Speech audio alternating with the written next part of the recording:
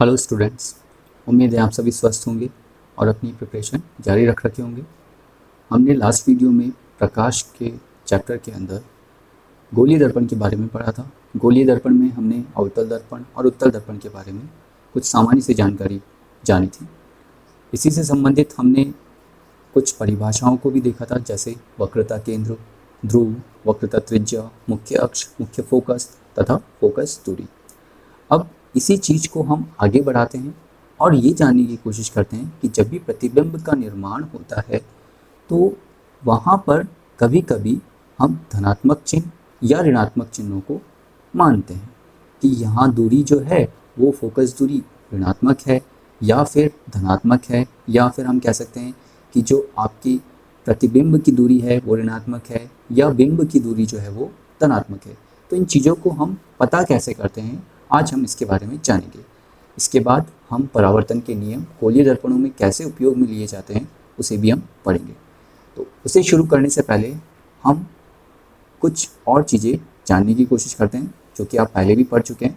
जैसे हम यहाँ देखते हैं, यहाँ एक सीधी लाइन है जो कि ऊर्ध्वाधर दिशा के अंदर है और यहाँ पर एक क्षैतिज रेखा है जो आपकी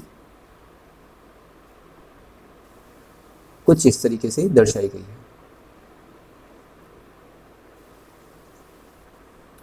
यहाँ हम ये देख सकते हैं कि जहाँ ये कट कर रही है इस बिंदु को हम क्या नाम देते हैं, ओ। इस बिंदु को हमने क्या नाम दिया, ओ। यहाँ हम इसको x कह देते हैं, इसे हम x डैश कहते हैं, इसे हम y कहते हैं और इसे हम y डैश कहते हैं। तो हमें यहाँ पर 4 कोऑर्डिनेट्स मिल रहे हैं या 4 निर्देशांक जो हैं वो हमें यहाँ पर प्राप्त हो रहे हैं।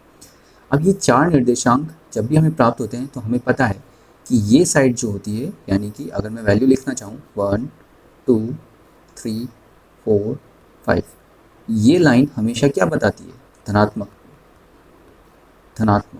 ये वैल्यूज़ जितनी भी होगी ये कैसी होगी, धनात्मक होगी। ऐसे ही अगर मैं यहाँ पर ऊपर कंसीडर करता हूँ तो यहाँ पर ये वैल्यू क्या होगी आपकी 1 2 3 4 5, ये वैल्यूज़ भी क्या होती है आपकी वाई एक्सिस पे धनात्मक। ऐसे ही जब मैं O से x डैश की तरफ जाता हूँ तो यहाँ ये वैल्यूज़ कैसी हो जाती है हमारे पास में, ऋणात्मक हो जाती है, -5 -6। ऐसे ही जब मैं नीचे की तरफ जाता हूँ तो यहाँ पे ये वैल्यू वापस कैसी हो जाएगी, -1 -2 -3 -4 और -5, ये वैल्यू ऋणात्मक और यहाँ पे ये वैल्यू भी कैसी हो गई आपकी, ऋणात्मक। तो ये वैल्यू ऋणात्मक है, ये वाली ऋणात्मक वैल्यू है, यहाँ पर ये धनात्मक है और यहाँ पर ये वाली वैल्यूज़ जो हैं वो सारी धनात्मक है। अब यहाँ इन चीज़ों का यूज़ क्या है, अब हम क्या कंसीडर करते हैं, हम इसी एक्सिस पे एक मिरर यानी कि दर्पण, गोलीय दर्पण को यहाँ रख देते हैं। तो गोलीय दर्पण को अगर मैं रखता हूँ तो मान लेता हूँ कि ये गोलीय दर्पण कुछ आपका इस तरीके से है।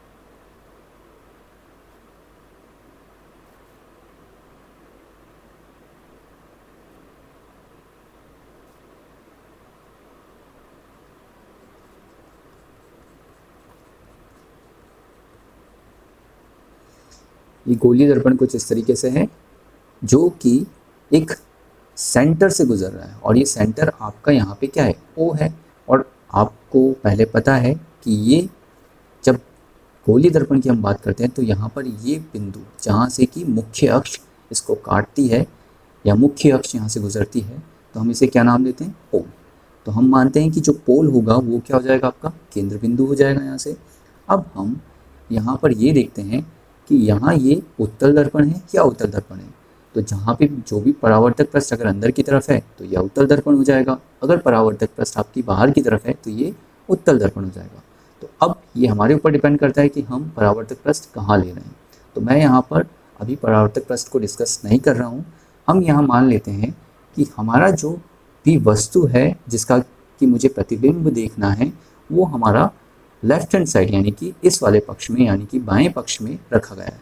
तो मैं इसे लेफ्ट हैंड साइड कह देता हूँ और ये आपकी क्या हो जाएगी, राइट हैंड साइड। तो आप लोग देखेंगे यहाँ पर कि जब भी लेफ्ट हैंड साइड में ऊपर की तरफ कोई भी ऑब्जेक्ट रखा जाता है, जनरली हम ऑब्जेक्ट को इस तरीके से इंडिकेट करते हैं। एक एरो बना देंगे और उसको स्टार्ट करेंगे मुख्य अक्ष से। तो मुख्य अक्ष से ये हमने एरो बनाया और यहाँ पर इस तरीके से इसे रिप्रेजेंट किया। तो जब भी यहाँ पर कोई ऑब्जेक्ट रखा जाता है, ये क्या हो गई है, ये क्या हो गया आपका, यहाँ पर एक वस्तु हो गई है। और इस वस्तु को हम किस नाम से जानते हैं, इसे हम कहते हैं बिंब। इसे हम क्या कहते हैं, बिंब। और इसे जब मैं पढ़ता हूँ या फिर न्यूमेरिकल सॉल्व करता हूँ या फिर जो भी दर्पण से संबंधित सवाल हमारे पास में आएंगे, तब हम उसे एक और सिंबल से दर्शाते हैं। और वो सिंबल क्या होता है, यू। किससे दर्शाते हैं हम, यू से। तो आप ये भी ध्यान रखिएगा कि किसी भी वस्तु को हम बिंब से दर्शाते हैं और बिंब को ही हम यू से भी रिप्रेजेंट करते हैं। तो ये यू क्या होगा, इस केंद्र से यहाँ तक की दूरी, इसे हम किससे रिप्रेजेंट करेंगे, यू से। यानी इस बिंब की जो दूरी होगी वो किससे बताएंगे हम, बिंब की दूरी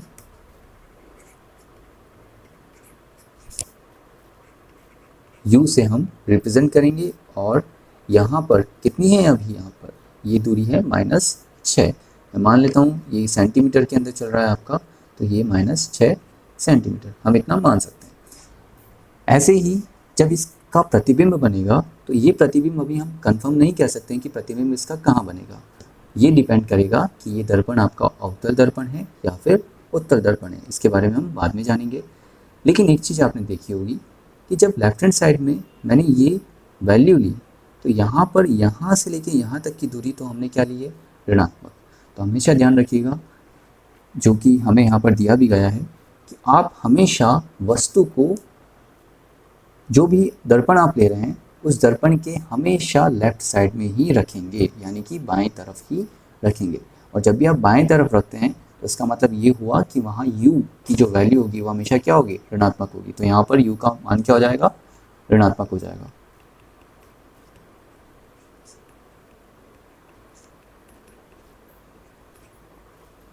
क्योंकि ये लेफ्ट हैंड साइड में यानी कि बाएं पक्ष में रखी गई है।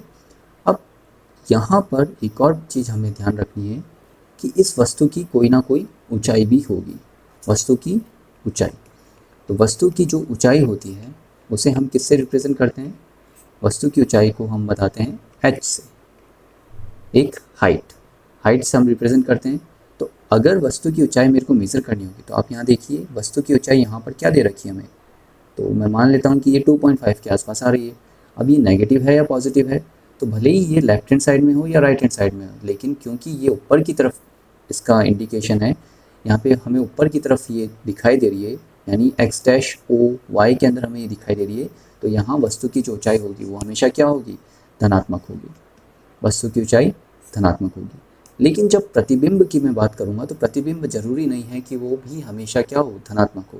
तो अगर वो प्रतिबिंब नीचे की तरफ बनता है कुछ इस तरीके से, तो यहाँ अब ऊंचाई क्या हो जाएगी, इसकी ऊंचाई ऋणात्मक हो जाएगी। तो आप ये ध्यान रखिएगा कि ये धनात्मक भी हो सकती है और ये ऋणात्मक भी हो सकती है।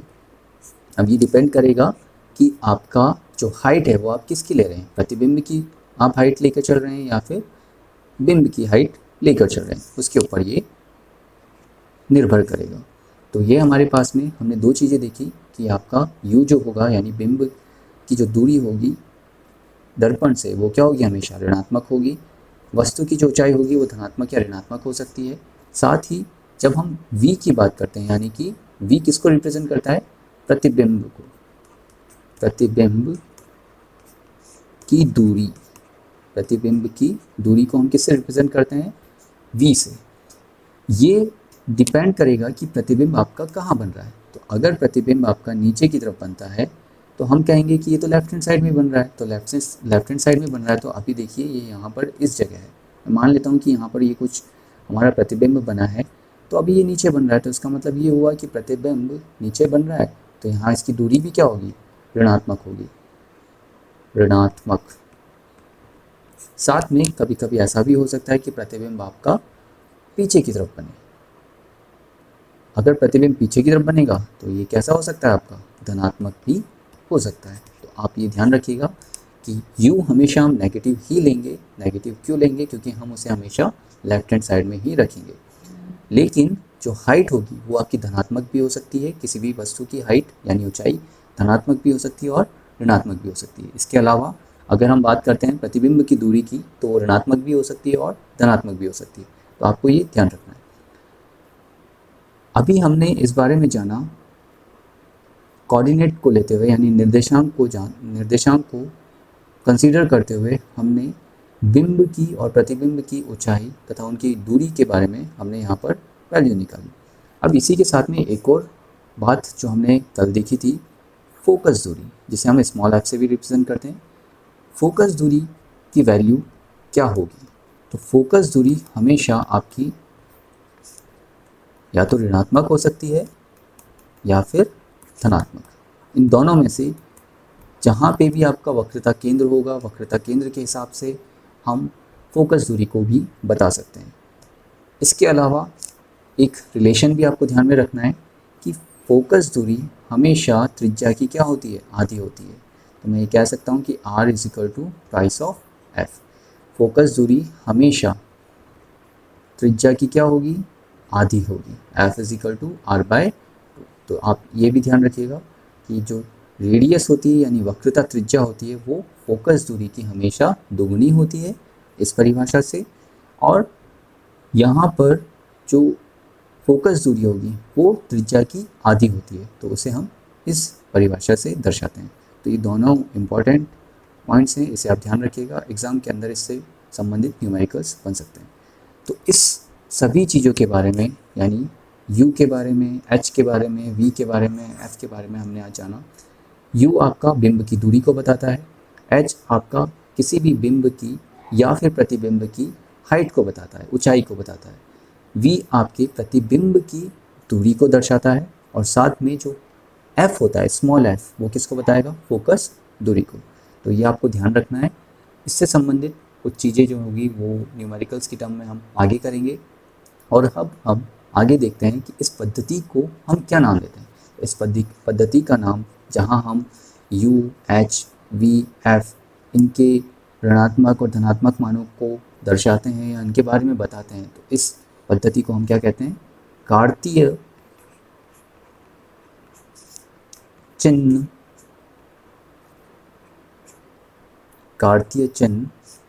परिपाटी। कार्तीय चिन्ह परिपाटी।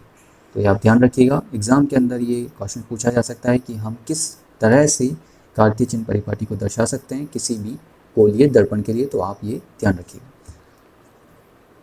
जैसे यहाँ पर आपके पास में एक गोलीय दर्पण यहाँ दर्शाया गया है। इस गोलीय दर्पण के अंदर यहाँ कोई भी आपको लेपित सतह नहीं दर्शाई गई है कि वो अंदर की तरफ लेप लगाया गया है या बाहर की तरफ लगाया गया है। तो हम ये दोनों दर्पण के लिए मान लेते हैं कि ये उत्तल दर्पण को भी बता रहा है या उत्तल दर्पण को भी बता रहा है। तो इसमें आप एक चम्मच का एग्जाम्पल ले सकते हैं कि चम्मच के अंदर जब आपने देखा होगा तो आप इसके, जब यहाँ देखिए, जब आप इसके अंदर वाले हिस्से की तरफ देखेंगे तो आप इसको फेस को अपनी तरफ करिएगा और देखिएगा कि आपकी इमेज यहाँ पर कहाँ बन रही है, कैसी बन रही है, उल्टी बन रही है या सीधी बन रही है। फिर घुमा कर आप इसमें देखेंगे तो आपको लगेगा कि इसमें इमेज जो बन रही है यानी प्रतिबिंब जो बन रहा है वो आपका उल्टा बन रहा है, सीधा बन रहा है, तो आप इसको देख सकते हैं। अब यहाँ इस परिपाटी के अंदर हम ये देखते हैं कि धनात्मक या ऋणात्मक मान अलग अलग परिभाषाओं से हम किस प्रकार से देते हैं। तो यहाँ कुछ 5 पॉइंट्स से रखे, हम उसे एक बार रीड आउट कर लेते हैं, वैसे हम ये समझ चुके हैं। दर्पण के ध्रुव को हम मूल बिंदु मानते हैं। तो ये दर्पण का जो ध्रुव है जिसे हम P से रिप्रेजेंट करते हैं, इसे हम क्या मानेंगे? मूल बिंदु मानते हैं। तथा निर्देशांक पद्धति का एक्स अक्ष जो है लिया जाता है। तो ये हमारी कौन सी अक्ष हो जाएगी? एक्स अक्ष। मुख्य अक्ष के समानांतर सभी दूरियां दर्पण के ध्रुव से मापते हैं। अब मुख्य अक्ष कौन सी है आपकी? ये ब्लैक लाइन जो आपको दिखाई दे रही है, ये मुख्य अक्ष है। इसके समानांतर यानी कि कुछ इस तरीके से ये सारी दूरियां आपकी क्या होगी? मूल बिंदु से हम मापेंगे, यानी कि ये आपका मूल बिंदु है। तो 0 से स्टार्ट करेंगे तो ये 1 2 3 4, जैसे हमने पहले देखा था, इधर 1 2 3 4 जो भी वैल्यू होगी हम यहाँ पर कंसिडर करेंगे मूल बिंदु से। बिंब यानी वस्तु दर्पण के बाईं ओर रखा जाता है। अब यहाँ पे ध्यान रखिएगा, तीसरा पॉइंट बहुत इंपॉर्टेंट है कि जो भी, तो हमेशा वस्तु या बिंब जो होगा वो कहाँ रखा जाएगा? लेफ्ट हैंड साइड के अंदर। लेफ्ट हैंड साइड में रखने के बाद में मूल बिंदु से हम क्या करेंगे? दूरी नापेंगे, और उस दूरी को हम किससे रिप्रेजेंट करते थे? U से। तो बिंब की जो दूरी होगी मूल बिंदु से हम उसको u से बताते हैं। साथ ही में अगर ये बिंब की हाइट की हम बात करते हैं तो मुख्य अक्ष के समानांतर मूल बिंदु के बाईं ओर की दूरी ऋणात्मक तथा दाईं ओर की दूरी हमेशा धनात्मक लेते हैं, ये हमने देख लिया था। मुख्य अक्ष के ऊपर की ओर लंबवत मापी जाने वाली दूरियां, अब हम क्या कर रहे हैं, इसकी हाइट मेजर कर रहे हैं, तो ये क्या होगी, इस मुख्य अक्ष से बिल्कुल 90 डिग्री पर है, इसलिए यहाँ पर ये कह रहा है कि ये लंबवत मापी जाती है। तो अगर ये ऊपर की तरफ है तो इसे हम धनात्मक ऊंचाई लेंगे, अगर ये नीचे की तरफ है तो इसे हम ऋणात्मक ऊंचाई लेंगे, जो कि हम पहले देख चुके हैं। और इसे हम किससे रिप्रेजेंट करते थे, इस दूरी को h से रिप्रेजेंट करते थे। तो इस परिपाटी को हम क्या नाम देते हैं, कार्तीय चिन्ह परिपाटी। तो ये कहाँ पर उपयोग में ली जाती है, गोलीय दर्पणों के परावर्तन के लिए। जब भी हमारे पास में हमें बिंब या प्रतिबिंब की दूरी निकालनी होगी तब हम इसे यूज़ करेंगे, तो आप ये ध्यान रखिएगा। अगर आपको इस टॉपिक से संबंधित कुछ प्रॉब्लम है, डाउट है, तो आप नीचे कमेंट बॉक्स में लिख सकते हैं। Thank you.